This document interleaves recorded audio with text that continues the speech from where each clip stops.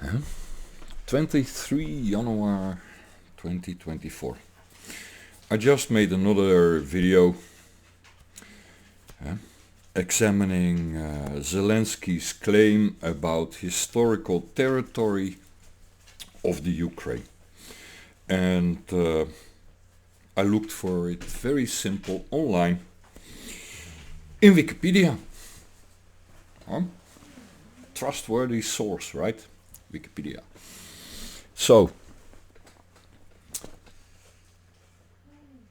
but looking at this map, I noticed also the status of the Lithuanian-Polish Commonwealth. And in the current support in this Russian-Ukraine war from Lithuania and Poland to the Ukraine, I start to think about all these claims that go around on the internet from analysts that the Poles would love to take the western part of the Ukraine. So I started to look back on those maps, and the first one, of course, here the 1900s, as you can see, no Poland. Russia bordered Germany, and Germany, as you can see, this region was called Prussia at some point, was in this shape. Look at the borders from that period, 1900 and 1910, I believe this is. Let me go back to check just to be sure.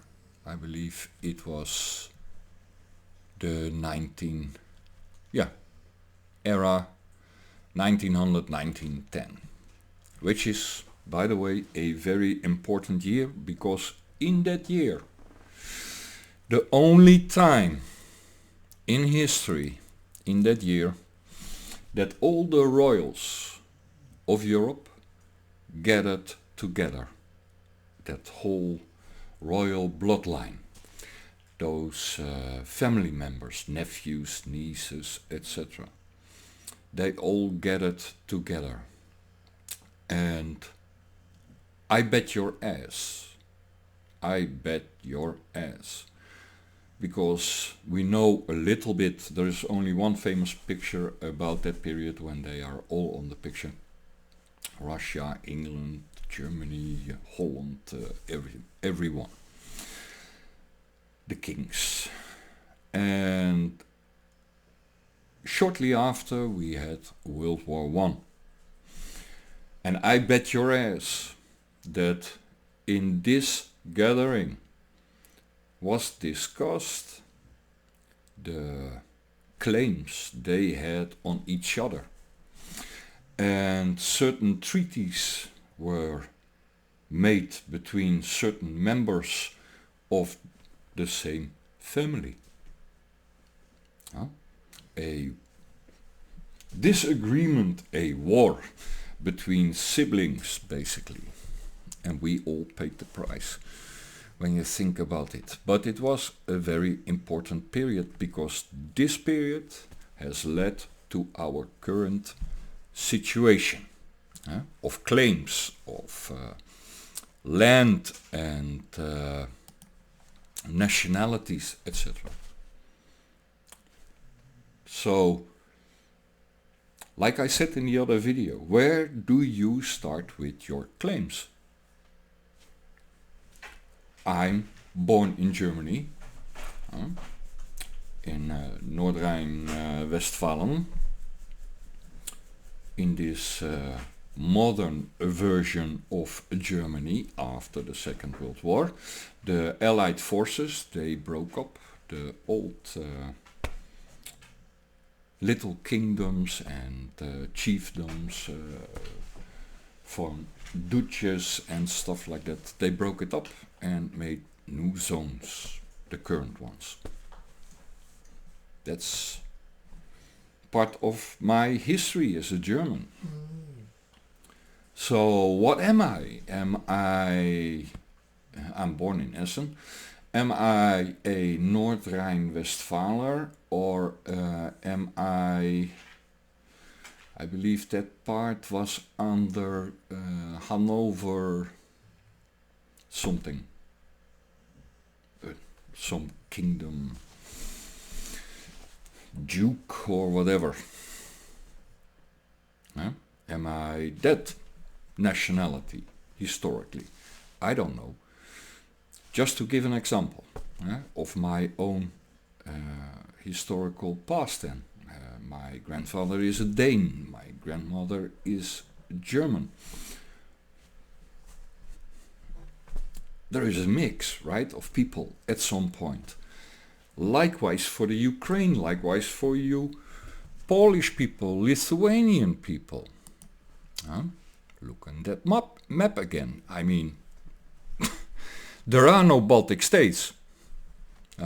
It's really a fascinating history when you think about it, right? About Europe. But if we are claiming nationalities, national identities, based on history, then what part of Europe's history would allow the rest then of Europe also to break up again? I mean, look at Germany. It was a neighbor with Russia. There were no Baltic states. There was no Poland. Should the Polish and the Lithuanians now deny their national identity? No, that's not my reasoning. My reasoning is, let's be honest and fair. Let's be honest and fair. Many territories, including that German territory, that now is part of Poland. This territory here, which is now Poland. Poland is now here, right? Roughly. We have Czechia, Slovakia. We have many new countries, if you consider a starting point in history that is beneficial to certain people again, right? Oh my God. To me, this is so ridiculous. So ridiculous. This claim of the Ukrainians about their national identity, their so-called long-standing, thousands of years old history. You were not there. You were non-existing as Ukrainians. That's the truth. That's the truth. Likewise for that part to the Baltic Sea in Poland. Historically, that was Prussia, Germany. And before that, if we then consider the Roman conquest, are we not then Romans? Just saying. Likewise, like I said, about the Ottoman Empire. What are you? An Ottoman? A Roman? A Russian? What are you?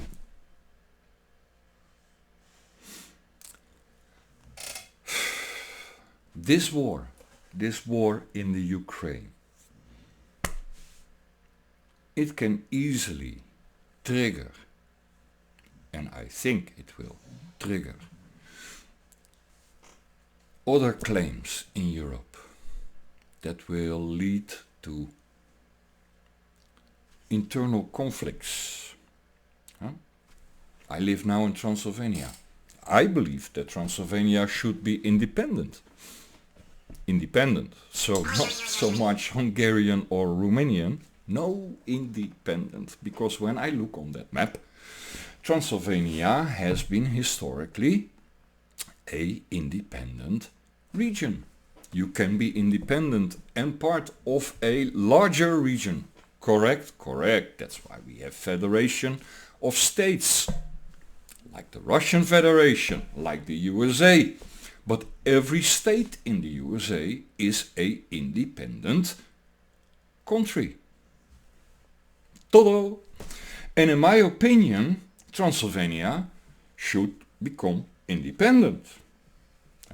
That's something different than being separatist. Why? Because independence is sovereignty. That means that, for example, in this conflict with the Ukraine, the Transylvanians would be able to say, no thank you, we will not participate, we will stay neutral, we stay out of it. That's independence. You are not depending on someone else dictating what to do. And I believe every region, every traditional region in Europe should have independence. Why? Because you will not have then this centralization of power that will always misuse its power. It's inevitable. Look at the Roman Empire. Look at all the empires. It's inevitable. It will corrupt itself because power corrupts, and ultimate power, like an empire, leads to ultimate corruption, death and destruction. Always. So, in my opinion, our way out of this conundrum of constant wars and conflicts is not by going macro,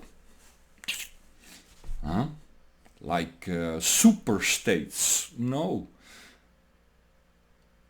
Super states, regions like the Russian Federation, yes, they are the answer for peace. Why? Because you can have then all that trade in equality with each other, and you have a overall consensus within your federation not to wage wars with your independent neighbors. You can do peer pressure within that federation. That's why it is useful. It's a tool, not the ends to the means. But the federal states, they are independent. And that's a good thing. We saw in the USSR when everything got dictated in that region, right? What will happen. But likewise, we see the same now in the USA, in Europe, with the EU. This top-down dictates, this authoritarian way of doing things when you become an empire. To keep the empire together. Because due to this independent thinking, feeling, people just think again about claiming a nationality like the Ukrainians, a separate nationality from the Russians, when, according to this map. These sentiments, these feelings, they will keep lingering on. Likewise here in Transylvania. The discussion between Hungarians and Romanians is still not settled. Why? Because they only consider it from a certain angle, which means either the Austro-Hungarian Empire angle or the Romanian Empire angle. But historically, Romania was what? That region, Wallachia, Moldova, Bessarabia. But as we also saw, it was also part of the Ottoman Empire for a very long time. Almost 600 years. Man, what are we talking about? 600 years of inbred people. And I don't mean that they go insulting. I don't mean it insulting, but inbred people. It's inevitable. Huh? Those Ottomans, they settled in a region. Yeah? It's logic that they will take wives. Yeah? Those soldiers, those regions. It's logic that you will get a mix of people. So what are you now? A Turk, a Romanian, a Hungarian, a Saxon, or are you a mix of, geez, so many bloodlines? Huh? I'm proud of my bloodline, my mix. I'm Danish, German. Huh? So probably from the Danish side there will be a lot of Norwegian blood in it as well, because of all those raids on the Danes and the Danes on the Swedes and the Swedes and, you know, the Viking era. Well, what are you? I find it fascinating, these genetics that they follow, that line of genetics across the globe, because that project shows that in the end we are all brothers and sisters, for real, scientifically proven, not just because I'm a Christian. I believe in the Bible. I'm not so sure to say out loud the Bible, but I do believe in creation, in God. And I do believe in the perfection of that creation, and that we have a common source. Therefore, they are your brothers and sisters scientifically, family members.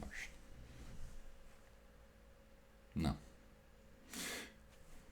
And just like I can have my disputes with my brothers,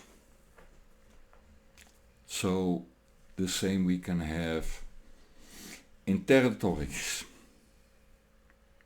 But they are still your brothers and sisters, according to the genetics.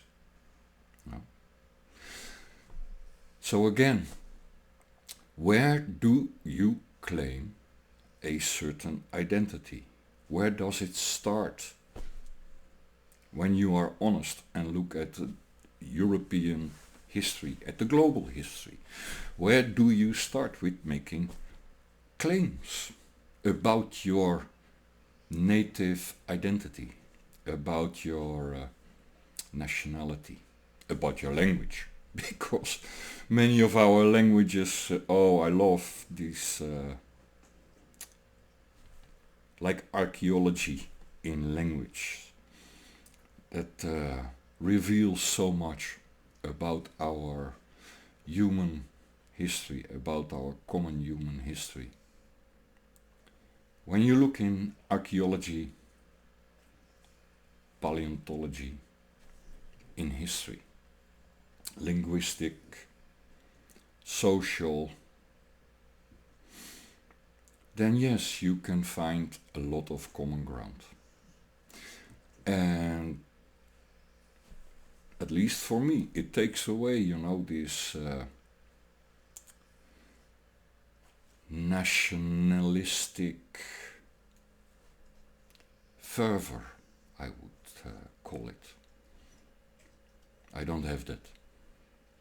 Yes, I'm proud of a lot of parts of German history where I am born.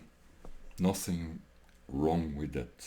But I'm also proud of a lot of Dutch history where I grew up. Nothing wrong with that.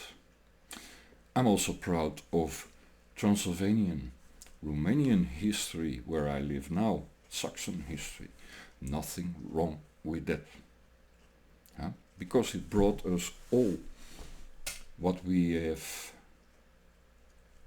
in common in the current light of day.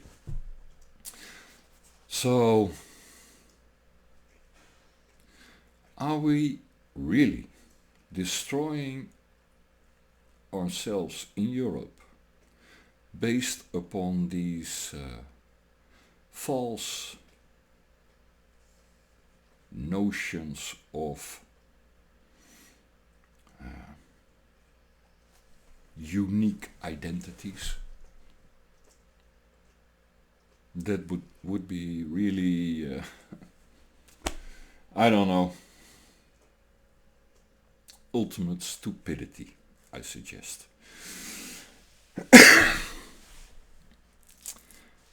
These claims we make about our territories, I suggest we should make them to be independent, not to be usurped by super states who then, like Roman empires of old and Caesars, dictate the lives of billions.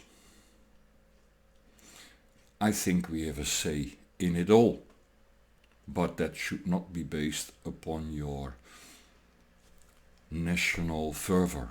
That should be based upon the fact that you are a sovereign human being, and that in micro there is no possibility to wage world wars, because I believe in people, that people are like me. They want to be left alone, to live their lives peaceful, as happy as they can be in their current situations. They have no desire for war. That's not the real human nature. I refuse to believe that, because then, I cannot consider my own life valuable, because that would mean that I am, as a human, doomed to be like that. Where's my free will? That was promised by the Creator.